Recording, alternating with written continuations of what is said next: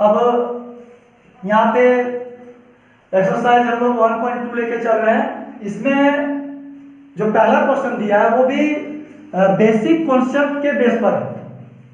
इसमें पहला क्या लिखा है देखते हैं। नीचे दिए गए कथन सत्य है या असत्य है। मतलब जो नीचे कुछ तीन गो कथन दिया है लिखा हुआ है वो सत्य है या फिर असत्य है। उसके साथ साथ होता है कारण के साथ अपने उत्तर दीजिए और क्या कारण, अगर सत्य है तो क्यों और असत्य है तो क्यों है, ये कारण हमें ढूंढना है। ठीक है, चलो पहला क्वेश्चन हम लोग देखते हैं। बहुत गौर से देखेंगे और तुरंत समझ में आएगा। बोलता है यहाँ पे कि प्रत्येक अपरिमेय संख्या एक वास्तविक संख्या होती है। तो अभी जो हम तुलों के सामने बनाए थे वो याद होगा कि एक झोला लो, हम बताए थे बेसिक कॉन्सेप्ट में कि एक थैला लेते हैं और उसमें सब संख्या को उठा के क्या करते हैं, डालते जाते हैं।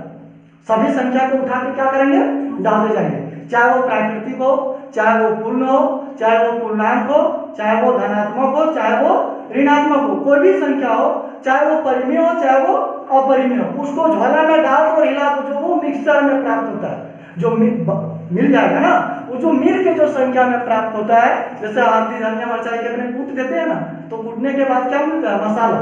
हल्दी को कूटेंगे तो वह मसाला, धनिया को कूटेंगे तो वह मसाला। तो उसी तरह से ये सभी संख्या को जब आपस में मिला देते हैं और जो वो मिक्सचर मिलता है उसी को हम कहते हैं क्या, वास्तविक संख्या कहते हैं। क्या कहते हैं, वास्तविक संख्या। उसी तो यहाँ पे हम देख सकते हैं कि प्रत्येक अपरिमेय, तभी हम बोल चुके हैं, चाहे वो परिमेय हो चाहे वो अपरिमेय हो, सब का संग्रह को ही हम क्या कहते हैं, वास्तविक संख्या। अर्थात यह कथन हमारा क्या होगा, सत्य। यह कथन हमारा क्या होगा, सत्य। पहला क्लियर। अब चलते हैं दूसरा क्वेश्चन देखते हैं। इसमें क्या कह रहा है कि संख्या रेखा का, चलो हम थोड़ा सा संख्या रेखा लेते हैं ध्यान से समझने के लिए। ये हम एक संख्या रेखा ले रहे हैं, देखोगे यहां पे हम जानते हैं 0 1 2 3 4 जगह नहीं है, काफी है इतना, -1 -2 -3, ये हमने संख्या रेखा ले लिया। अब क्या बोलता है कि जो प्रत्येक बिंदु है, प्रत्येक बिंदु पर m जो है सो पूर्णांक है, यानी ये भी m है, ये भी m है, ये भी m और ये भी m, और इधर भी m, इधर भी m और इधर भी m। ठीक है, तो यहाँ पे हमें क्या बोल रहा है कि संख्या रेखा का प्रत्येक बिंदु √m के रूप का होता है, जहां m एक प्राकृतिक संख्या है। m हमारा क्या है, वो प्राकृतिक संख्या है। यानी पूछ रहा है कि प्रत्येक जो है रूट में रह सकता है, प्रत्येक संख्या को क्या रूट में ही रख सकते हैं या रूट को तोड़ सकते हैं। जैसे अब यहाँ हम देखते हैं, यदि लिखते हैं √a, तो √1 का क्या होगा, कंप्लीट में निकलेगा, इसलिए उसको रूट में रखेंगे। और ये देखो अगला लिख सकते हैं √2, तो ये भी हमारा टूटने वाला नहीं क्योंकि दशमलव में आ जाएगा। लेकिन अगर हम बात करें किसका, 4 का, तो 4 जो है वो टूट जाता है, किसमें, 2 में। देखो रूट हट गया ना, तो यहाँ पे जो बोल रहा है क्या प्रत्येक रूट में ही रहेगा कि रूट हटेगा। यहाँ पे देख रहे हैं कि रूट मेरा हट गया, एक इधर हो गया। और दूसरी बात हम जानते हैं कि माइनस वाला का वर्गमूल कभी निकलता नहीं है। अभी अगर हम लिखें √3 ऐसे करके, तो ये हमारे इमेजिनरी पार्ट आभासी होता है, इसका कभी वर्गमूल होता नहीं है, यानी ये रूट में कभी नहीं होता है, इसका कभी रूट किया नहीं जाता है। इसलिए ये जो कथन है वो हमारा क्या होगा, ये कथन इस प्रकार से हमारा क्या होना चाहिए, असत्य होना चाहिए, असत्य। 2 कंप्लीट हो गया। तीसरा क्वेश्चन क्या बोल रहा है देखते हैं। तीसरा क्वेश्चन, प्रत्येक वास्तविक संख्या, वास्तविक संख्या ध्यान देना, वास्तविक में सब सम्मिलित है, तो बोल रहा है प्रत्येक वास्तविक संख्या एक अपरिमेय संख्या होती है। सभी वास्तविक संख्या अपरिमेय संख्या होगा क्या, नहीं हो सकता है ना। क्यों, क्योंकि देखो 2 भी हमारा क्या है, वास्तविक संख्या है, √2 भी लिखते हैं तब भी क्या है, वास्तविक संख्या, और 3/4 भी लिखते हैं तब ये क्या है, वास्तविक संख्या। सब हमारा वास्तविक संख्या है, सब का सब हमारा क्या है, वास्तविक संख्या।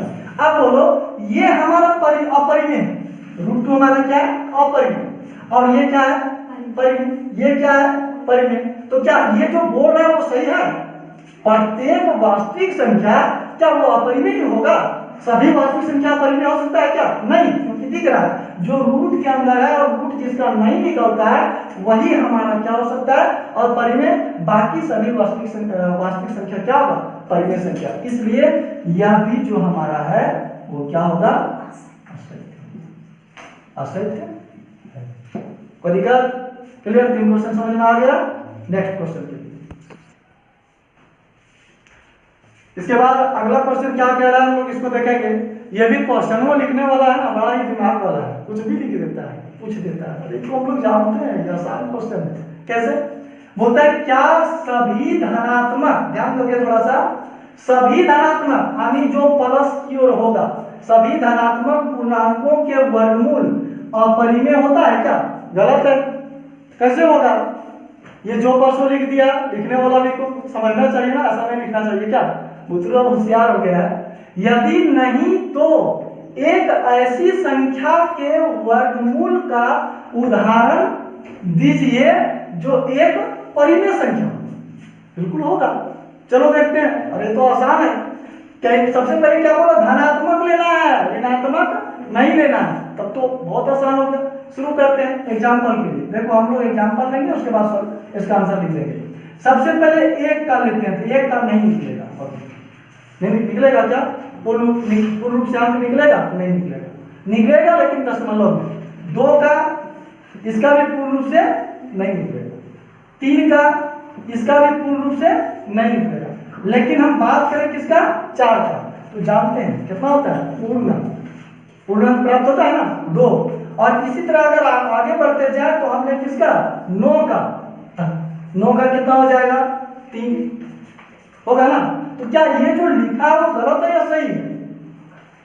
गलत है, गलत है ना। तो ये अपने बोल गया कि ये गलत है, तो तू एक काम करो, हमको 2-4 को एग्जाम्पल दे दो। तो एग्जाम्पल तो हम दे दिए 2 को, एगो और एगो 2 एग्जाम्पल दे दिए ना। चलो अब इसी को हम लोग थोड़ा सा सेट करके लिख देते हैं डायरेक्ट एग्जाम्पल के रूप में। आंसर में क्या लिखेंगे? नहीं, पहले लिखते हैं नहीं ना, क्योंकि जो वो लिखा है वही लिखते हैं नहीं। उसके बाद हम क्या लिखेंगे कि √4 जो है वो किसके रूप में आ जाएगा, 2 के रूप में। √9 जो है वो किसके रूप में आ जाएगा, 3 के रूप में। रूट कितना 16 जो है वो कितना आ जाएगा, 4 के रूप में। और इस तरह से हम लोग एक पूछा था, हमने 3 को लिख दिया। ठीक है, क्लियर? चलो अगला क्वेश्चन। नेक्स्ट क्वेश्चन जो हमारा बुक में दिया है किताब में, उसको हम लोग देखते हैं। यहाँ पे बोल रहा है कि दिखाइए कि संख्या रेखा पर √5, ये अपरिमेय है, ये हमारा क्या है, अपरिमेय, को किस प्रकार निरूपित किया जा सकता है। यानी संख्या रेखा में ये है, इसमें कोई शक नहीं है। जैसे देखो ये हमारा है, तो जो हम संख्या रेखा लेते हैं 0, 1, 2, 3 ऐसे करके लेते हैं ना, 4 और कुछ लेंगे, प्लस में है इसलिए प्लस की ओर जा रहे हैं।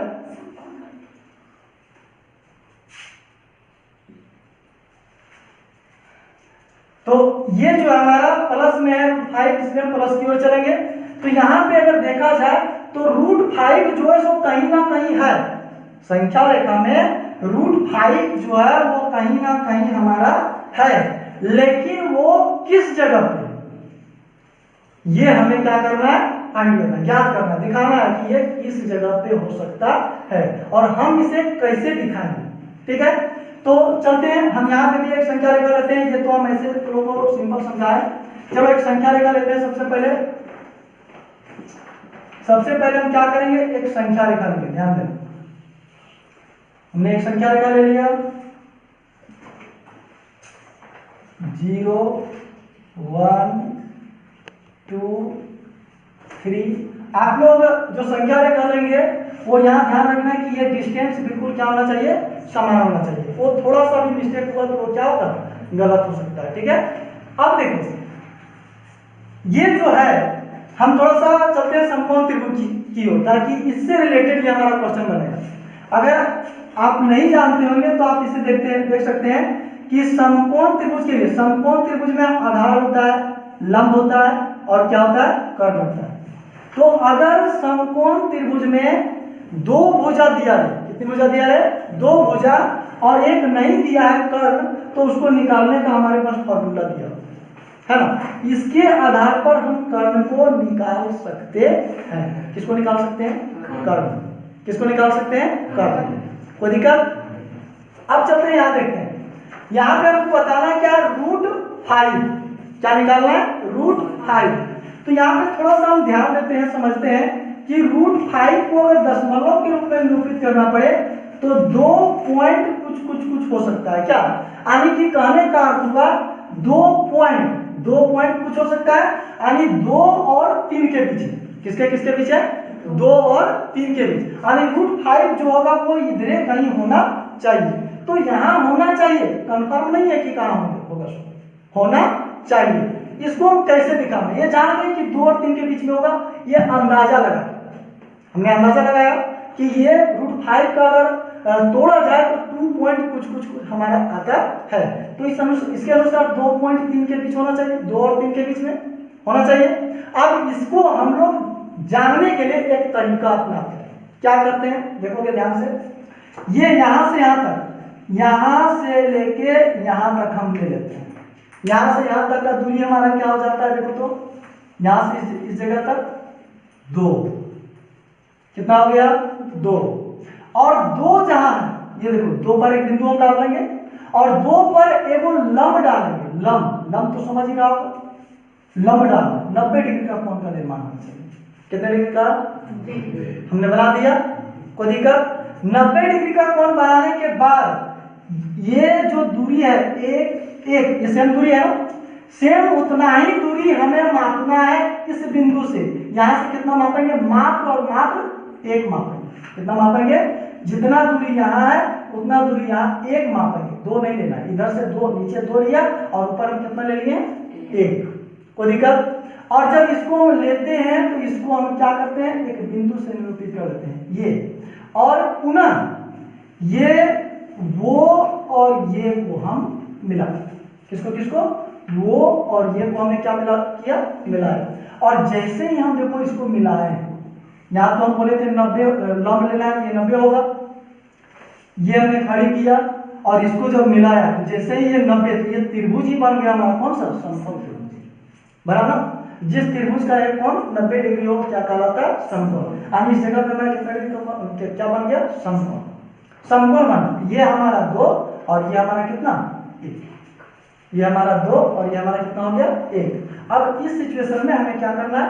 कर्ण निकालना है। क्या निकालना है? कर्ण। तो कर्ण कैसे निकलेगा? देखो यहाँ पे हम फॉर्मूला लिख रहे हैं कर्ण के लिए। लंब का स्क्वायर, यानी 1 का स्क्वायर, और आधार का स्क्वायर यानी किसका स्क्वायर? 2 का स्क्वायर। क्या? रूट 1 का स्क्वायर 1 और 2 का स्क्वायर 4। कितना आ गया? √5। कितना आ गया?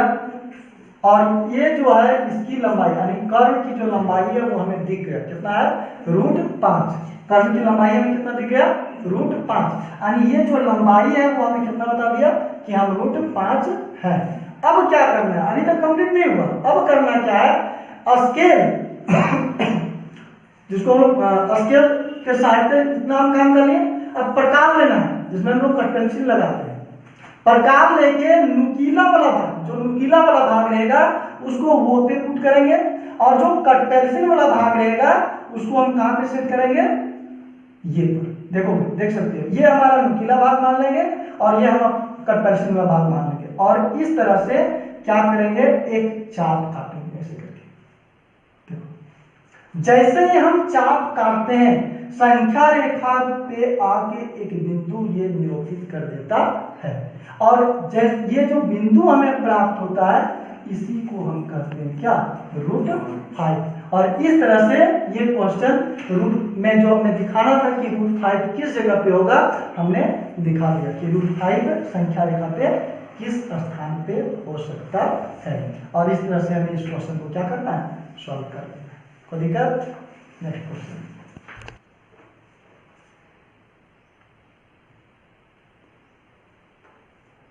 कक्षा के लिए क्रियाकलाप क्वेश्चन नंबर 4 के लिए आप देख सकते हैं, आपके सामने हम बुक से ही क्वेश्चन उठा रखे हैं। कक्षा के लिए क्रियाकलाप में जो है क्रियाकलाप करना है इसका वर्गमूल सर्पिल की रचना, यानी ये जो हमने अगला क्वेश्चन में क्रिया विधि की है उसी क्रिया विधि को लेकर आगे बढ़ना है। कुछ क्रियाविधि कर दिया और कुछ हमें आगे लेके बढ़ना है। बोलता है कागज की एक बड़ी शीट लीजिए और नीचे दी गई विधि से वर्गमूल सर्पिल की रचना कीजिए। सबसे पहले एक बिंदु वो लीजिए और एक एकक लंबाई यानी 1 सेंटीमीटर, 1 मीटर या 1 किलोमीटर कुछ भी लेना है, एक एक की लंबाई लेना है हमें। रेखाखंड ओपी खींचिए। एक एक लंबाई वाले ओपी पर लंब रेखाखंड P1 P2 खींचिए, जैसा कि आकृति में देख रहे हैं आप लोग। अब वो P2 पर लंब रेखाखंड P2 P3 खींचिए, तब वो P3 पर लंब रेखाखंड P3 P4 खींचिए। इस प्रक्रिया को जारी रखते हुए वो Pn-1 यानी n टर्म तक हमें लेके चलना है। फिर बोलता है पर एक एक लंबाई वाला रेखाखंड खींचकर अब रेखाखंड Pn-1 Pn प्राप्त कर सकते हैं। इस प्रकार आप बिंदु वो P1 P2 P3 Pn प्राप्त कर लेंगे और उन्हें मिलाकर √3 √2 √3 √4 को दर्शाने वाला एक सुंदर सर्पिल प्राप्त कर सकते हैं। चलो हम लोग कागज पे तो नहीं, लेकिन इसे हम लोग ब्लैक बोर्ड पे करके करने का प्रयास करते हैं।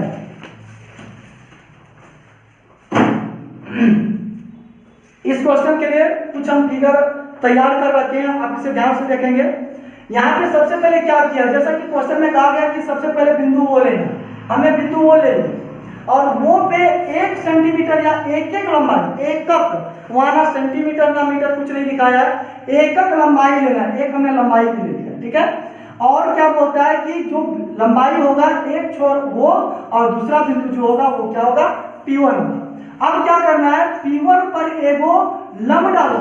P1 पर क्या करना है, एगो लंब डालो और वो लंब जो होगा वो कितना होगा, एक का होगा, एक एक का होगा। कितना का होगा, एक का।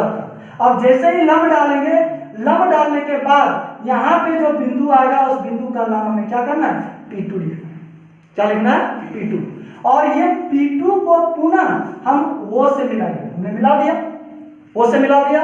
अब देखो यदि ये अगर देखा जाए तो एक समकोण त्रिभुज बनता है और समकोण त्रिभुज में ये हमारा क्या होता है, कर्व। और जब कर्व निकालने की बारी आवे तो एक का √1² प्लस 1² हम जानते हैं कि √2 होता है।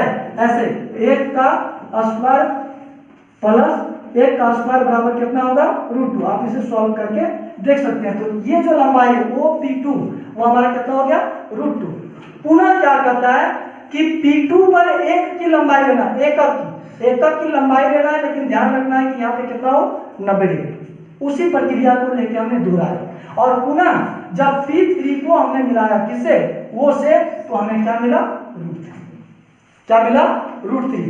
अब P3 पे बोलता है कि यहाँ पे भी लंब डालते हुए एक लंबाई लेना, एकक लंबाई लेना। एक हमने लंबाई भी ले रखा है और ये जो P3 है इसको हम ले लेंगे और क्या, P4। और P4 को हम मिला देते हैं किससे, वो से। अब ये जो हमें प्राप्त होगा वो हमारा हो जाएगा क्या, √4। और इसको हम लोग कर सकते हैं क्या, 2 भी कर सकते हैं, कोई दिक्कत। इसी तरह बढ़ना है। पुनः क्या करना है, यहाँ पे लंब लेते हुए लंब लेंगे और ये जो होगा वो हमारा मान कितना होना चाहिए, 1 होना चाहिए, 1 से अधिक नहीं होना चाहिए। ये लंबाई यहाँ P4, तो इस जगह पे कितना आएगा, P5। अब इसको जो है पुनः हम मिला देंगे किससे, वो से। अब यहाँ जो आएगा इसकी लंबाई P5 होगा, वो आ जाएगा कितना, √5। इसी तरह पुनः आगे बढ़ेंगे, यहाँ पे फिर से एक लंबाई लेंगे और यहाँ पे जो है हमारा कोण कितना होना चाहिए, 90 डिग्री का। लंबाई यहाँ कितना लेना है, 1 का। और इसको पुनः हम मिला देंगे किसके साथ, O के साथ। तो इस तरह से ये हो जाएगा P6 और इसको हम कर सकते हैं √6। फिर से अगर लेते हैं तो यहाँ पे फिर से 90 डिग्री का कोण बनाना है हमें और इसकी जो दूरी है ये भी एक, ये भी एक और ये भी हमारा क्या होगा, 1 होगा। और जब ये P6 है और इसको लेते हैं यहाँ पे बिंदु, तो ये क्या होगा हमारा P7। और पुनः इसको हम क्या करेंगे, इसको लेके ऐसे मिलाएंगे, कहाँ से, O से। और इस तरह से देखते हैं अगर पूरी तरह से लेके चलते चले तो एक अनुमानतः तौर पर इसको लेके चले तो इस तरह का हमें वो सर्कल तैयार होता है। इस तरह का हमें क्या प्राप्त होगा, सर्प के जैसा आकार, सर्प बैठा हुआ आकार के जैसा प्राप्त होगा। और इसी क्रिया को आपको करके देखना है, कोई दिक्कत, ठीक है। अब अगला चैप्टर के लिए नेक्स्ट क्लास में हम लोग विशेष चर्चा करेंगे। जय हिंद।